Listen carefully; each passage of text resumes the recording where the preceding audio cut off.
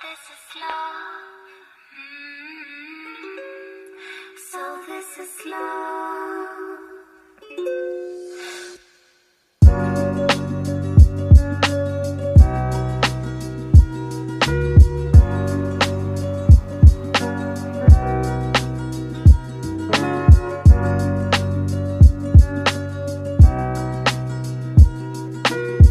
Good morning, welcome to JDcars, and longer term viewers will remember that about a year ago I filmed a Nissan GTR track pack, and that was probably the best review I've ever done because, well, it's a GTR, but as you can probably tell by watching the background and the title, we're stepping it up a bit this year because we've got an Audi R8 V10 Plus.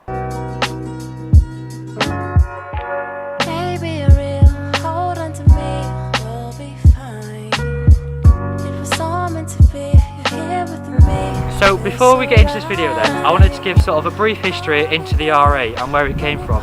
Now, we started out in life as a Le Mans winning racer, which then went on to set Audi's dominance at Le Mans for the years to come.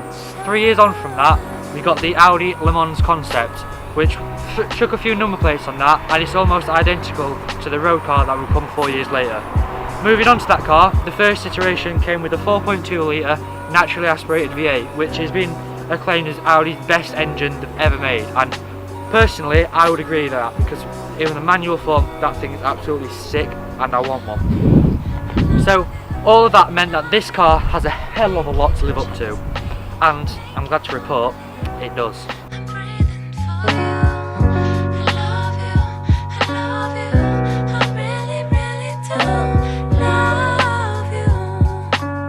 So then, as is usual with these videos, we're going to kickstart things with the exterior of the car, and there's a hell of a lot to talk about because, whilst I'm going to say we are right next to a main road as well, so we just have to work with the road noise. But yeah, most people in the reviews I've seen are saying that this looks quite similar to the old R8, and conveniently, we've got the old one there. Oh, that's a Spider and this is a coupe. But I think it looks a lot different because whilst it's still unmistakably an R8, it's a different car. Like, it's still got this whole same big grille and intakes and whatever, but it's just sort of more modern and bringing it into, I won't say the 21st century, but the car is from the 21st century, so I'm just going to shut up on that point. But anyway, what do you get with a V10 Plus compared to the standard car? Well, we get a power hike, which I'm going to explain that later, but on this one we get a nice carbon front lip, if you can see that. I don't know how well it's coming up on camera, but it is there. So as well we get, now what I thought we got was carbon fibre side blades, but on this one it's just paint, and according to Nathan, the guy who does the social media here, it's actually an option to get these carbon side blades, which that one over there has got, and that's just come into stock apparently, and it does look rather nice with the carbon on it. Yeah, what else do we get? We get on the V10 Plus this carbon rear wing, which you all know that anyway, but I'm going to talk about it because it's sick. Everything needs a carbon fibre rear wing because just look at how good that looks. It's just, yeah. And then I was going to say that you get P0s on this, but you don't, because it's got Continentals on, so they must have been changed since it's come from the factory as well. And as well, we've got these nice silver Audi brake calipers, which actually I'd usually personally go for quite a bold colour on the calipers, like red or yellow, but I feel like silver ties in quite nicely with this. It looks really good. But yeah, and then we've got that famous V10 badge, which just, yeah, the whole car looks absolutely mega, and I want one so bad. So then, coming on to what is going to be my favourite part of the video, which is the part where I talk really fast and no one has a clue what I'm saying, but I don't care because I get to be inside an R8. I mean, in fact, these door handles, I even love the door handles because they're sort of like just under here, so, and they're actually one of the easiest door handles to get, because I mean, the GTR last year had, let's be honest, stupid door handles. You had to pull them back to open it, and it was just, yeah, but that, really like that. But anyway, my favourite part of the video. So before we get in, I want to touch on the seats. Now, these are the, I believe, standard bucket seats, which are actually really nice leather and sort of the R8 embroidery just there. Personally, I'd get the diamond stitched seats, which I'll overlay a shot of them now. Actually, I think I have a shot of my own from them. Anyway, yeah, so the standard bucket seats, which are really nice, actually I do quite like these. But if we come in, because Just whack it on the door. Oh. These seats are actually alright. They're actually quite easy to get into. Yeah, oh, this steering wheel is just, yeah. I'm going to touch on the LCD display later because there's quite a lot to talk to on that. But, so the steering wheel. So, obviously we've got the stop button there, pretty self-explanatory. I mean, it's quite nice red actually. I mean, you know. Then we've got the exhaust button for if you were like me and you want to be antisocial and an idiot, that'll be on a lot. Then launch control. I don't know how the launch control system works. I think it's just sort of put it in, foot on the brake, accelerate, and then let off the brake, and then you go. That's how most launch control systems work anyway, so I'm just guessing that, don't take my word for it. Then we've got the drive select feature, which is sort of like a whole driving mode. So you've got like eco, sport, race, whatever.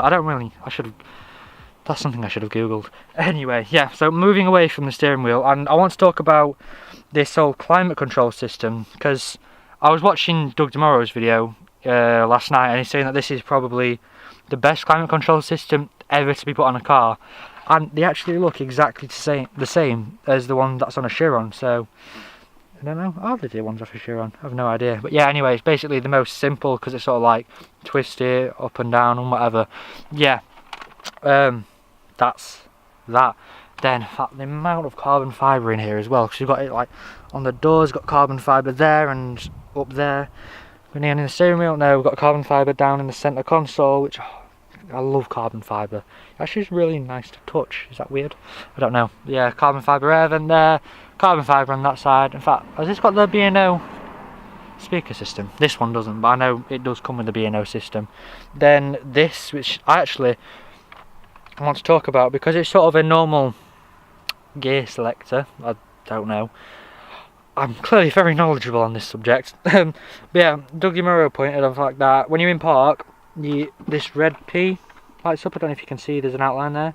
Yeah, that lights up, and then when you come out of park, it disappears. It's a nice little touch, which, you know, thought I'd mention.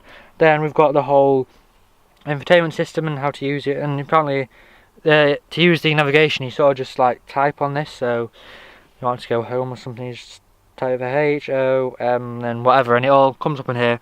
And it's saying that that's actually a lot easier to use than just plugging your phone in. So yeah, big mark for Audi there. Then we've got, what's in this, how do I open this? Don't know. Is it like a button? I don't know how to open that. But yeah, that's where the cup holders are in there, and apparently it's not the best because, like, if you wanted to put a drink down here, you can't close it and then you haven't got an armrest. But anyway, very minor feature, and I've been talking for 4 minutes now, so apologies if you get bored. But then we've got a CD player. My grandma would like that.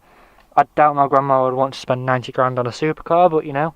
Then we've got a whole luggage strap at the back there. But yeah, all in all, pretty mega car, and I want one more than anything.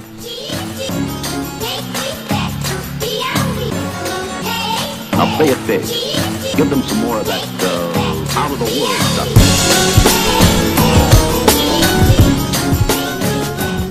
So then, the bit that you're all probably the most interested in, and that is the engine. Now, as you all probably know, this car shares the same engine and drivetrain from the Huracan. However, most people I spoke to actually say that this is the better car because it's 50 grand cheaper, but I mean, what's 50 grand when you're paying 100k for a car?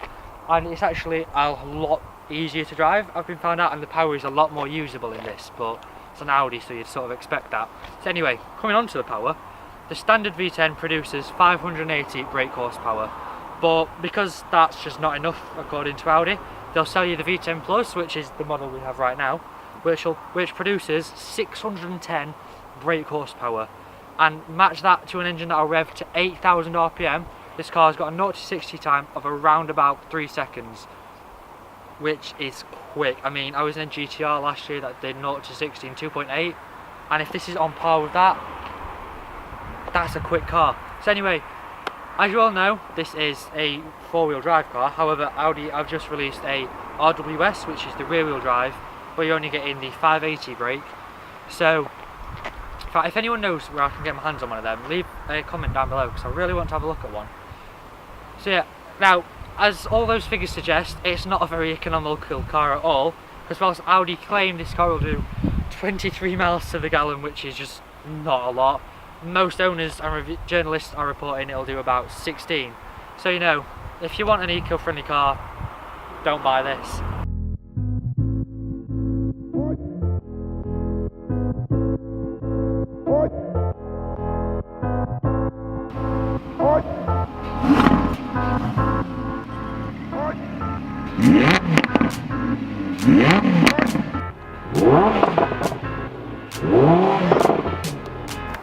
So as you can probably tell, I am basically in love with this car. I mean, just look at it, it's absolutely stunning. And this is by far the best car for the money, because I can't think of anything between the 80 to 120,000 pound range that actually comes close. I mean, the only thing off the top of my head that I could think of is maybe like an AMG GTS, but this is a mid-engine V10 and that's a front-engine V8, so this is better. But anyway, through all the like little details that make this car what it is, I mean, the fact that underneath it's a Hurricane with all the usability of an Audi, I mean, down to such the little stuff like the boot release or the bonnet release, because the engine's in the back, it's just behind the driver's seat, and while most cars it just sort of pops up, then you lift it up, this thing actually goes all the way up. I mean, just little things like that that make this car what it is. And through seeing them on the road and at shows, and through the millions of YouTube videos that I've seen with this thing, I want one more than ever, and by 25 that will happen, because I've done the maths, and if this depreciates like the old one, I could do it. It's going to be a stretch, but I could do it. So anyway, yeah, this car is 100% a supercar. Don't get it mistaken for just a sports car like the old one does. I mean, this thing rivals Hurricanes, 488s, 458s, the 570, anything you can think of, this will keep up. So let me know your thoughts on the car in the comments box down below, and if you enjoyed this video, drop a like, leave a comment, subscribe if you're new, and I'll see you next time. Oh yeah,